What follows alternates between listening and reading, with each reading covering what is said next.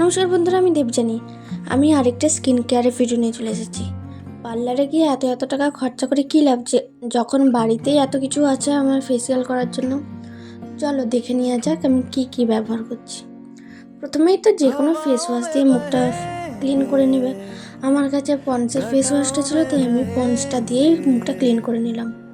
এবার তোমাদের কাছে যা থাকবে তোমরা সেটা দিয়েই মুখটা ক্লিন করতে পারো। এই যে আমি টমেটো চিনি নিয়ে নিয়েছি। টমেটো খাওয়াও ভালো, আর টমেটো এই যে মুখে মাখলেও খুব ভালো, দাগ মিটে যায়। আমি চিনি স্ক্রাব দিয়ে হালকা হাতে স্ক্রাব করে নিচ্ছি। দেখো, স্ক্রাব করতে করতে আবার মুখে একটা আলাদা রকম গ্লো চলে আসছে, তোমরা দেখে বুঝতেই পারছো। এবার দেখো আমার স্ক্রাব করা মোটামুটি কমপ্লিট। মিনিমাম তোমরা 2 থেকে 3 মিনিট স্ক্রাবটা করতে পারো, কারণ বেশি করলে আবার মুখের ক্ষতি। তারপর আমি স্ক্রাবটাকে ধুয়ে নেবো, কারণ চিনি আছে না, চ্যাট করছে। তারপরে এই যে আমার মুখ ধোয়া হয়ে গেল। তারপরে আমি আবার মুছে নিচ্ছি। হালকা হাতে কিন্তু মুছবে, মুখকে রোগড়ে ঘষে মুছলে তো মুখ ছিলা হবে, মুখের ড্যামেজ হবে। হালকা হাতে ড্যাব করে মুখটাকে মুছতে হবে। তারপরে মাসাজ ক্রিম আমি ব্যবহার করব ভিটামিন ইভিয়নের সাথে কোকোনাট অয়েলও তোমরা ব্যবহার করতে পারো। দুটো মিশিয়েও ম্যাসাজ করতে পারো, অথবা তোমরা শুধু ইভিয়নটা দিয়েই ম্যাসাজ করতে পারো। আমি যে ইভিয়নটা নিয়ে নিলাম, আমি শুধুমাত্র ইভিয়ন দিয়ে করব, কারণ আমার কাছে কোকোনাট অয়েল নেই। ওই জন্য শুধু ইভিয়ন দিয়ে ম্যাসাজ করলাম। আর ম্যাসাজটা কিন্তু খুব জরুরি। তোমার যদি ম্যাসাজ ভালো হয় তাহলে তোমার স্কিনের গ্লোটা ভালোভাবে হবে। ওই জন্য আমি ম্যাসাজ করে নেবো ভালোভাবে।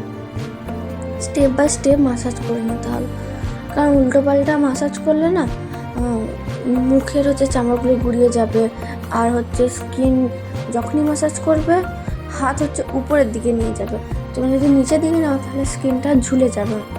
ওই জন্য ম্যাসাজের সময় সবসময় উপরের দিক করে ম্যাসাজ করতে হয়, নিচে দিয়ে করতে নেই। নিচে দিকে করলে তো চামড়া ঝুলে যায়, উপরের দিকে করলে স্কিনটা টান থাকে আর উপরের দিকে ওঠে। ওই জন্য আমি বা ফেসিয়াল করে সবাই দেখবে উপরের দিকেই ম্যাসাজ, যখন ম্যাসাজ করে না হাতটাকে উপরের দিকে নিয়ে যায় মুখের, উপর থেকে নিচে নামায় না। আর ম্যাসাজটা ভালোভাবে করে নিতে হবে। এই যে আমার এখানে ম্যাসাজ কমপ্লিট। ম্যাসাজটা তুমি মিনিমাম 5 থেকে 10 মিনিট করতে পারো, কারণ ম্যাসাজটা তো জরুরি। ম্যাসাজ না হলে স্কিন কখনো গ্লো করবে না। তাই আমি এখানে ম্যাসাজ করে নিচ্ছি। তখন আমার ম্যাসাজও কমপ্লিট। দেখো, ইভিয়নটা লাগানোর পর একটা মুখে আলাদা গ্লো দিচ্ছে। আর ইভিয়নটা মাখার পর না যতক্ষণ না স্কিনে অ্যাবজর্ব হয় ততক্ষণ ম্যাসাজটা করেই যেতে হবে। তবে যে আমি ফেস প্যাক বানিয়েছিলাম, এতে আছে টমেটো, বিট, কফি,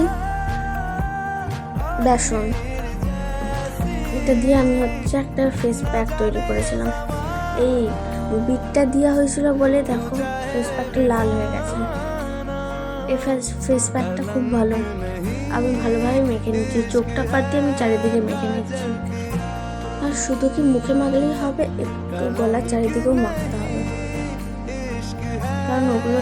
আর ফেস প্যাক মাখা মানে স্কিনটাকে টান রাখা। অনেকের কি থাকে, একটু বয়স হলে স্কিনটা ঝুলে যায়।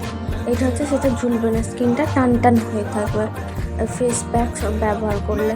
আর হ্যাঁ, দাগ ধাপ্পা এগুলো সবও চলে যাবে। তো আমি ভালোভাবে মেখে নিলাম। তারপরে এটা শুকোতে দেবো। যতক্ষণ ধরে শুকোবো মুখ কিন্তু নাড়া চলবে না। মুখ নড়তে থাকলে তাহলে আমার স্কিনও কুচকে হয়ে যাবে। চুপচাপ মুখ বন্ধ করে আমি এখন এটাকে শুকোতে দেবো। এই যে আমার শুকনো হয়ে গেছে, দেখো। আমি কিন্তু এতক্ষণ ধরে কথা বলিনি, এখন দেখো স্কিনটা। এবার এটাকে আমি ধুয়ে নেবো। আমার এত টাইট হয়ে গেছে, আমি কথা বলতেও পারছিলাম না, মুখটা এত টাইট হয়ে গেছে। তো এটাকে ধুয়ে নিই, তারপর দেখাচ্ছি তোমাদের। এটা আমার মুখগুলো কমপ্লিট। দেখো এখন স্কিনটা আগের থেকে অনেকটা গ্লো করছে, অনেকটা পরিষ্কার হয়ে গেছে। তাহলে তোমরা দেখতেই পাচ্ছ রেজাল্টটা। তারপরে আমি একটু বরফ লাগিয়ে নিচ্ছি, কারণ এত টানটানি হয়েছিল মুখটা, আমাকে অসুবিধা হচ্ছিলো। তাই একটু রিল্যাক্স করার জন্য আমি বরফ লাগিয়ে নিচ্ছি। আর বরফ তো এমনিই ভালো, যাদের অয়েল স্কিন তাদের সারাদিনে একবার করে বরফ লাগলে তাদের অয়েল স্কিন থেকে একটু মুক্ত হবে। তারপরে এই যে আমার বরফ মাখাও শেষ। আমি বরফটা লাগানোর পর দেখো আমার স্কিনটা দেখো। তোমরা যদি এই ঘরোয়া পদ্ধতিতে ফেসিয়াল প্রতি সপ্তাহে একবার করে করো, তোমাদের অনেক ভালো রেজাল্ট দেবে। তোমাদের কেমন লাগলো কমেন্টে জানাও। টাটা।